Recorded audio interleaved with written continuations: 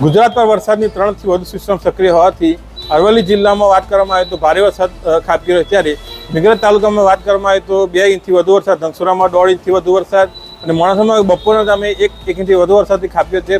ત્યારે મોડાસાની વાત કરવામાં આવે તો મોડાસામાં નીચાણવાળા વિસ્તારોમાં ખાસ કરીને મેઘરજ છે, માલપુર રોડ છે, મુખ્ય 4 રસ્તા છે, નગરપાલિકા વિસ્તાર અને ખાસ કરીને બસ સ્ટેન્ડના પાછળના વિસ્તારમાં ભારે વરસાદના કારણે પાણી ભરાયા હતા। ત્યારે રાહદારીઓની વાહન ચાલકોને ભારે મુશ્કેલીનો સામનો કરવો પડ્યો। ત્યારે જે પ્રમાણે વાત કરવામાં આવે તો નગરપાલિકાની પ્રી મોન્સૂનની કામગીરી છે તેના પર અનેક સવાલો ઉઠી રહ્યા છે।